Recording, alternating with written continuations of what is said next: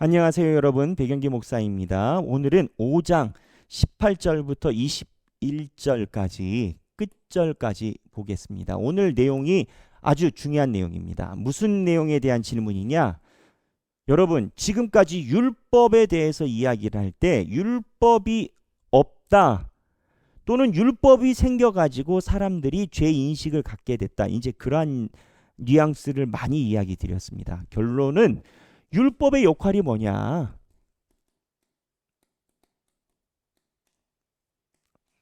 율법의 역할은 유대인들이 가지고 있는 것처럼 공로나 선민 사상을 위해서 율법에 있는 것이 아니라 율법은요, 죄를 알게 하는 겁니다. 근데 이 죄를 알게 하는 이유가 뭐냐? 은혜를 받으려는 겁니다. 제가 자주 쓰는 비유가 있습니다. 몇 번 했었던 것 같은데, 아동부에서 전도사님이 여러분 회개하려면 어떻게 해야 되나요? 했더니 한 아이가 손들고 죄부터 지어야죠. 그랬다라는 거 아니겠습니까? 근데 죄를 지어도 죄가 죄라고 규정하는 인식이 있어야 됩니다. 어저께 제가 강의 찍을 때 그 얘기를 했습니다. 이민교회에서의 경험. 인식이 없는 사람은요, 목사님이 옆에서 진공청소기로 청소를 하는데 자기들끼리 이야기하는 것이 전혀 문제가 없는 겁니다. 그냥 잘못을 떠나서 인식이 없는 거예요. 생각이 없는 거예요. 최소한 의리도 없는 거예요.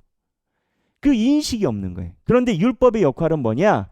이 인식을 삽입하는 겁니다. 그렇게 하면 안 된다. 법이 있어야 범죄자가 나오죠.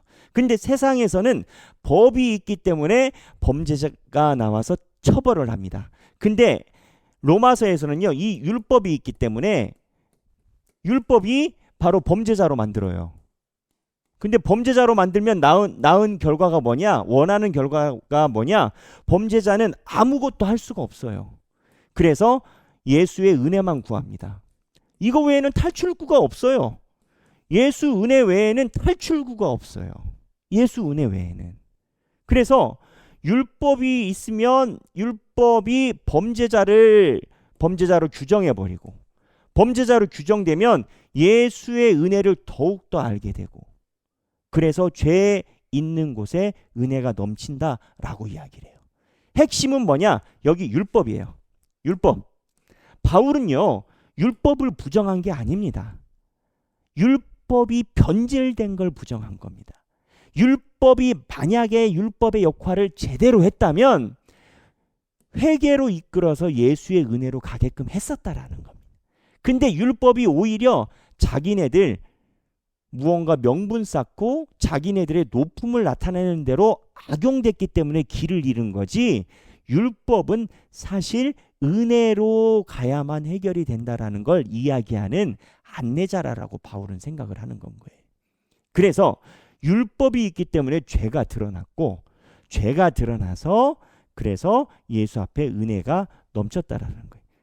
한국교회 역사에 보면요, 초대교회, 그러니까 한국교회 초대교회, 세문안교회, 이런 교회가 성장했던 1900년도 초에 보면 노회를 하는데 특이한 점이 노회에 각 교회에서 제적시키는 명단이 한 100명 단위로 매번 올라왔습니다.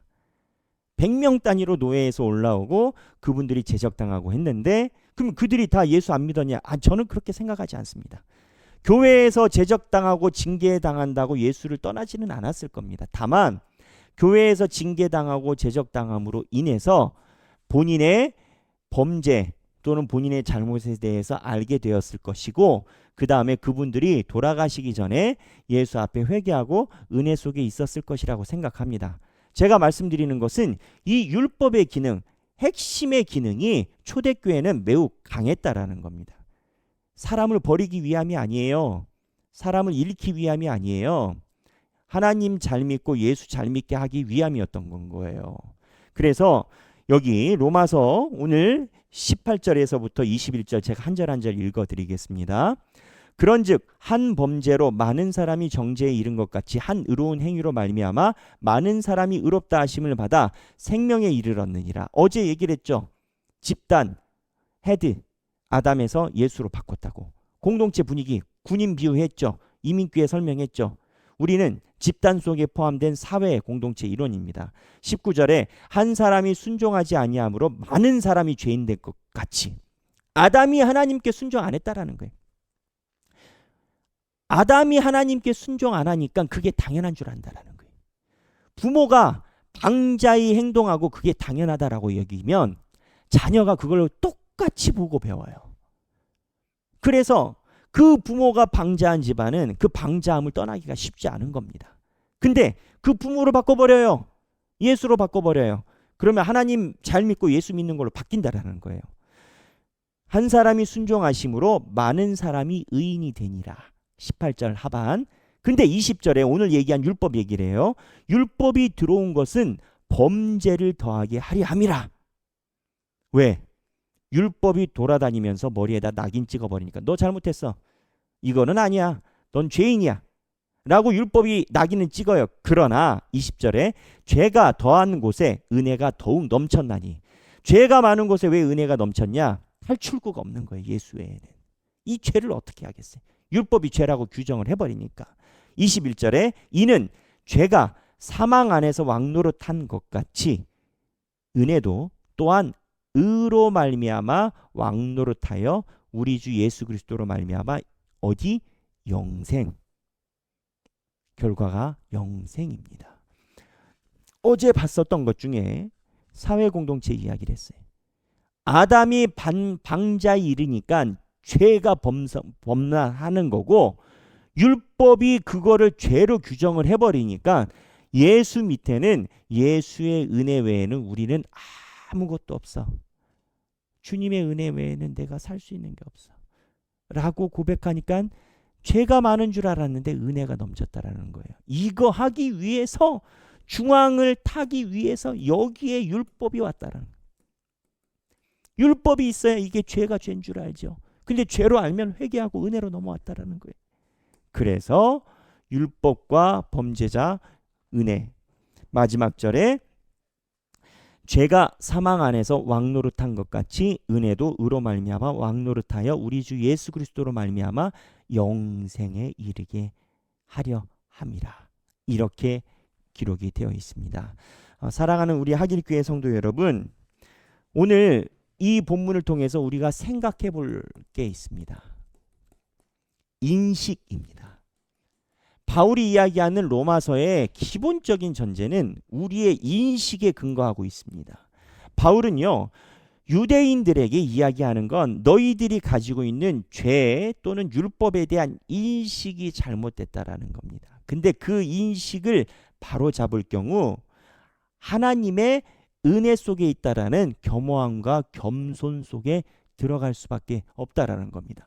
바울에게 지적받았던 사람들은 다 파당이 있었어요. 고린도전서에 보면 나는 바울파, 아볼파, 게바파, 글로에파, 그리스도파, 파당. 그 파당의 근원이 뭡니까? 바울이 로마 교회에다가 이야기한 건 유대인이면서 예수 믿은 사람들이 이방인이면서 예수 믿은 사람보다 우리가 그래도 똑같이 예수를 믿어도 우리 뼈대가 그래도 왕뼈대인데 우리는 옛날부터 시내산에서 율법을 받아서 할례와 정결 예식을 가고 너희들이 방자하게 살 때 우리는 날마다 정결하게 살았다. 근데 너희랑 우리랑 급이 다르지라는 공로의식에 있었던 거예요. 그래서 바울이 그 인식을 바꿔놓습니다. 그래서 그 인식에 대한 출발점이 오늘 로마서의 본문인 겁니다. 오늘 생각하기 우리의 인식, 우리의 생각은 어디에 기반을 두고 있나?